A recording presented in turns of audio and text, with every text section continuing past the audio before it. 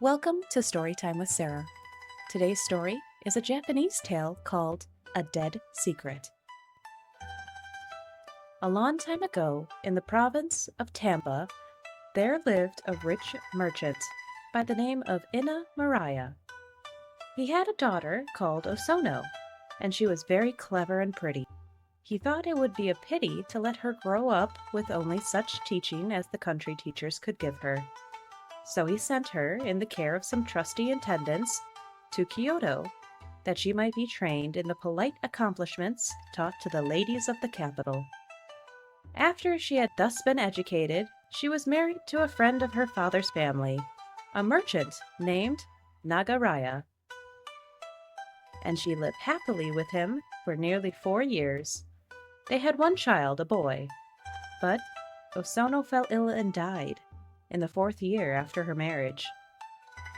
On the night after the funeral of Osono, her little son said that his mamma had come back, and she was in the room upstairs.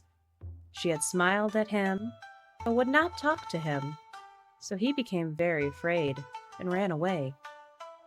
Then some of the family went upstairs to the room which had been Osono's, and they were startled to see, by the light of a small lamp which had been kindled before a shrine in that room, the figure of the dead mother. She appeared as if was standing in front of a tansu, or a chest of drawers, and still contained her ornaments and her wearing apparel. Her head and shoulders could be distinctly seen, but from the waist down the figure thinned into invisibility. It was like an imperfect reflection of her, and transparent as a shadow on water. Then the folk were afraid and left the room. Below they consulted together, and the mother of Osono's husband said, "A woman is fond of her small things, and Osono was much attached to her belongings. Perhaps she has come back to look at them. Many dead persons will do that, unless the things be given to the parish temple. If we present Osono's robes and girdles to the temple, her spirit will probably find rest."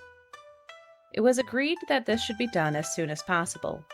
So the following morning the drawers were emptied, and all of Osono's ornaments and dresses were taken to the temple. But she came back on the next night, and looked at the tansu before. And she came back also on the following night, and the night after that, and every night. And the house became a house of fear. The mother of Osono's husband then went to the parish temple and told the chief priest all that had happened, and asked for ghostly counsel. The temple was a Zen temple, and the head priest was a learned old man known as Daigen. He said, "There must be something about which she is anxious in or near the tansu." "But we emptied all of the drawers," replied the woman.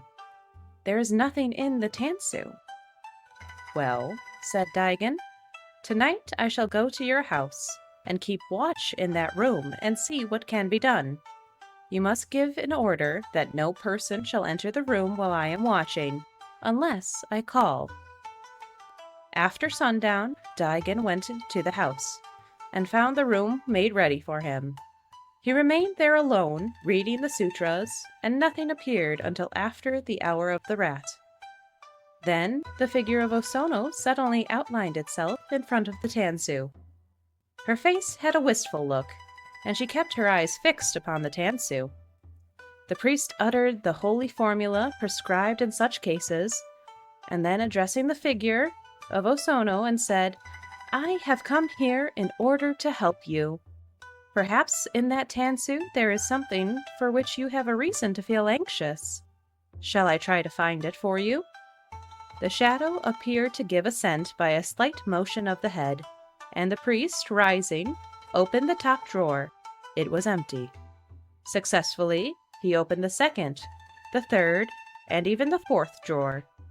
He searched carefully behind them, beneath them. He carefully examined the interior of the chest and found nothing. But the figure remained gazing as wistfully as before. "What can she want?" thought the priest. Suddenly it occurred to him that there might be something hidden under the paper in which the drawers were lined. He removed the first lining of the drawer. Nothing. He removed the lining of the second and third drawers. Still nothing. But under the lining of the lowermost drawer, he found a letter. "Is this the thing about which you have been troubled?" he asked.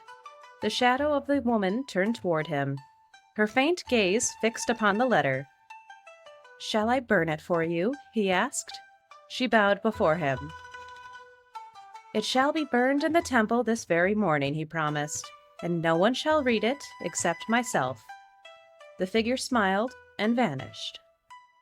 Dawn was breaking as the priest descended the stairs to find the family waiting anxiously below. "Do not be anxious," he said to them.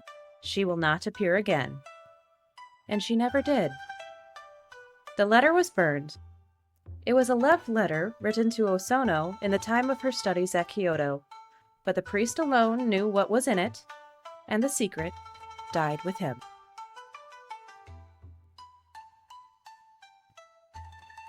Thank you so much for listening to this episode of Storytime with Sara. We'll see you next time.